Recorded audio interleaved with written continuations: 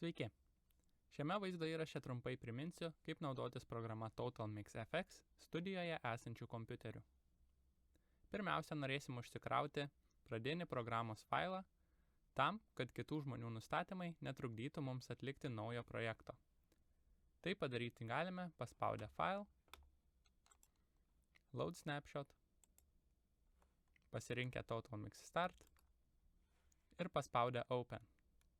Paskutinį žingsnį aš praleisiu, nes nenoriu pakeisti savo esamų parametrų. Toliau jūs trumpai supažindinsiu su visais programos kanalais.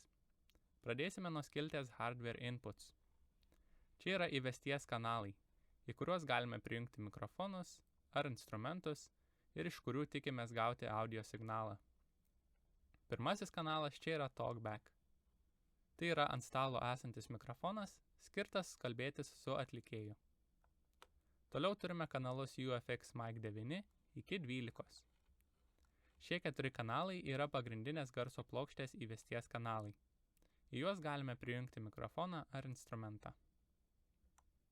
Sekantys 2 kanalai yra Aphex Channel 1 ir Aphex Channel 2. Tai yra mūsų lempinio stiprintuvo įvesties kanalai. Į juos galime prijungti mikrofonus ar instrumentus. Patį prietaisą galima rasti tiesiai po pagrindinę garso plokštę. Paskutiniai 8 kanalai yra mūsų prietaiso Octamic įvesties kanalai. Naudodamiesi šiuo prietaisu galime įrašyti iki papildomų 8 mikrofonų. Patį prietaisą rasime tiesiai virš pagrindinės garso plokštės. Toliau, už mėlynos linijos, turime Software Playback skiltį. Šita skiltis skirta visiems garsams einančiams iš kompiuterio. Pavyzdžiui, daina iš Spotify, vaizdo įrašas iš YouTube ar tiesiog mūsų jau įrašytas audio signalas. Visi šie garsai eis per kanalą Stereo Out 1.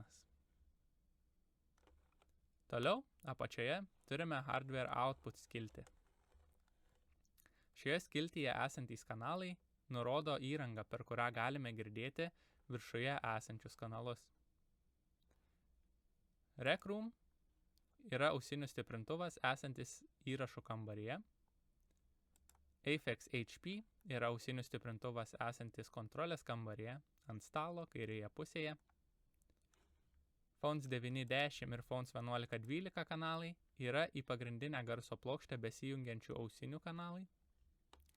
Ir kanalas DynAudio yra pagrindinių studijos kolonėlių kanalas.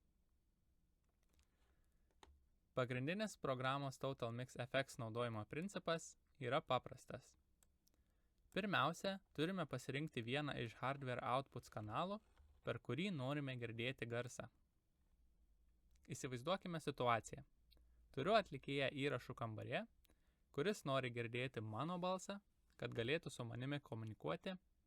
Taip pat nori girdėti savo balsą, kad jaustų klaidas ar galėtų atsižvelgti į skambesį. Ir nori girdėti garsą iš kompiuterio, kad galėtų girdėti savo muzikinį takelį. Tokiu atveju, pirmiausia turiu įsitikinti, kad pasirinkau teisingą Hardware Outputs kanalą. Kadangi mano atlikėjas yra įrašų kambaryje, pasirinksiu Rec Room ausinių stiprintuvą. Tuomet reguliuosiu aptartų kanalų garso lygį. Kadangi atlikėjas nori girdėti mano balsą, tai patogiausia padaryti naudojantis TalkBack mikrofonu. Taigi einu prie TalkBack kanalo ir šį sliderį keliu į viršų, taip didindamas garso lygį. Taip pat atlikėjas nori girdėti savo balsą.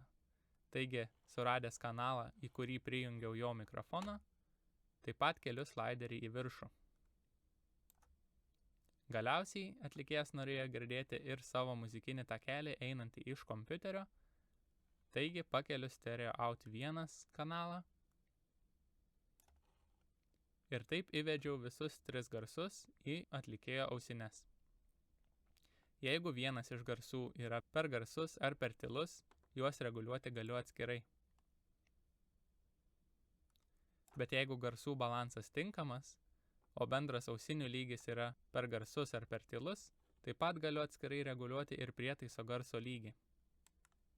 Reguliuodamas bendrą garso lygį, nepakeičiu atlikėjo girdimų garsų balanso.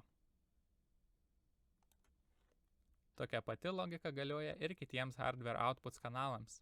Atkreipkite dėmesį, kad kai pasirenku kolonėles, mano viršuj nustatyti parametrai grįžta. Taigi, jeigu noriu kažką girdėti per kolonėles, šios garsus turiu išsivesti atskirai nuo kitų prietaisų. Tai sudaro patogumą, nes atlikėjas ir įrašantis žmogus gali klausytis atskirų takelių pagal reikmę. Taigi, jeigu nenoriu girdėti savo balso, bet tik atlikėjo balsą, pasirinkęs DynAudio, galiu pakelti atlikėjo balso kanalą ir klausytis tik atlikėjo. O atlikėjas girdės mano balsą, savo balsą ir iš kompiuterio einantį garsą. Šiame video tiek. Jeigu jums reikia tolimesnės pagalbos, žiūrėkite kitus vaizdo įrašus.